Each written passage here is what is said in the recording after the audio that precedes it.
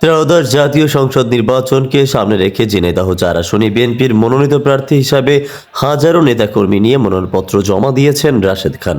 ঝিনাইদহ থেকে বিস্তারিত থাকছে মোহাম্মদ তৌফিকুর রহমানের তথ্যচিত্রে।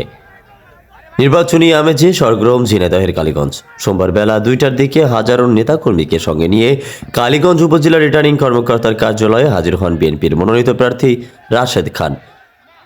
কালীগঞ্জ উপজেলা রিটার্নিং কর্মকর্তা রেদওয়ান নাহিদের কাছে আনুষ্ঠানিকভাবে মনোনয়নপত্র জমা দেন তিনি। রাশেদ খান বৈষম্য বিরোধী ছাত্র আন্দোলনের প্রথম সারির নেতা ছিলেন। পরবর্তীতে তিনি গণ অধিকার পরিষদের সাধারণ সম্পাদক হিসাবে দায়িত্ব পালন করেন। বিএনপির সঙ্গে জোট সমঝোতার অংশ হিসাবে প্রথমে তিনি গণ অধিকার পরিষদের হয়ে নির্বাচনের প্রস্তুতি নিলেও পরে দল থেকে পদত্যাগ করে বিএনপিতে যোগ দেন। বিএনপির মহাসচিব মির্জা ফখরুল ইসলাম আলমগীর তাকে ধানের শেষ প্রতীক দিয়ে ঝিনাইদহ ৪ আসনে মনোনয়ন দেন। ঝিনাইদহ ৪ আসনে শিক্ষা, চিকিৎসা, রাস্তাঘাট সহ বহু উন্নয়ন কাজ অসমাপ্ত রয়েছে।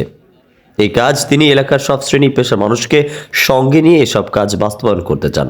কালীগঞ্জের সবাইকে ঐক্যবদ্ধ হয়ে ধানের শেষে ভোট দেওয়ার আহ্বানও জানান। মনোনয়ন জমা দেওয়ার সময় উপস্থিত ছিলেন অন্তর্বর্তীকালীন সরকারের অ্যাটর্নি জেনারেল ও ঝিনাইদহ ১ আসনের বিএনপি মনোনীত প্রার্থী অ্যাডভোকেট আসাদুজ্জামান আসাদ। এছাড়া উপস্থিত ছিলেন ঝিনাইদহ জেলা বিএনপির সভাপতি ও ঝিনাইদহ ২ আসনের প্রার্থী অ্যাডভোকেট এম এ মাজিদ, ঝিনাইদহ ৩ আসনের প্রার্থী মেহেদী হাসান রনি, জেলা গণ অধিকার পরিষদের সভাপতি প্রভাষক সাখাওয়াত হোসেন এবং সাধারণ সম্পাদক ইকবাল জাহিদ রাজন সহ বিভিন্ন জেলা ও উপজেলার নেতাকর্মীরা। মনোনয়ন দাখিলকে কেন্দ্র করে কালীগঞ্জে উৎসবমুখর পরিবেশ তৈরি হয়। আগামী দিনে এই আসনে নির্বাচনের লড়াইয়ে আরও জমে উঠবে বলে মনে করছেন রাজনৈতিক বিশ্লেষকরা। বিএনপির পক্ষ থেকে সংগ্রামী সালাম এবং শুভেচ্ছা। প্রিয় উপস্থিতি, ইতিমধ্যে সাবেক অ্যাটর্নি জেনারেল, ঝিনাইদহের কৃতি সন্তান, বাংলাদেশের বিখ্যাত আইনজীবী অ্যাডভোকেট আসাদুজ্জামান আসাদ ভাই বক্তব্য রেখেছেন জেলা বিএনপির সংগ্রামী সভাপতি অ্যাডভোকেট এম এ মজিদ ভাই। তারা দুজন ধানের শীষের প্রার্থী। আমাদের সাথে আরেকজন ছিলেন রনি ভাই, তিনিও ধানের শীষের প্রার্থী। আমাকে জনাব তারেক রহমান সিদ্ধান্ত নিয়ে ঝিনাইদহ ৪ আসনে নির্বাচন করার জন্য পাঠিয়েছেন।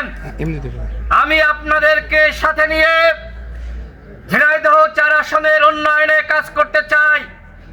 ঝিনাইদহ ৪ আসন অনেকটা অবহেলিত, পিছিয়ে রয়েছে। আমি আসতে গিয়ে দেখেছি রাস্তাঘাটের কি অবস্থা, এবং এখানে বিভিন্ন দলাদলি রয়েছে, সামাজিক দল রয়েছে।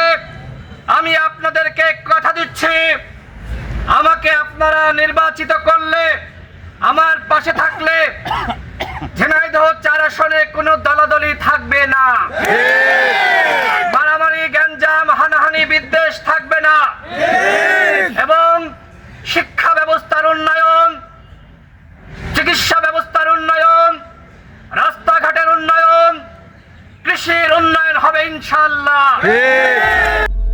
শেখ আলী আকবর, গাংচিল টিভি, ডেস্ক রিপোর্ট।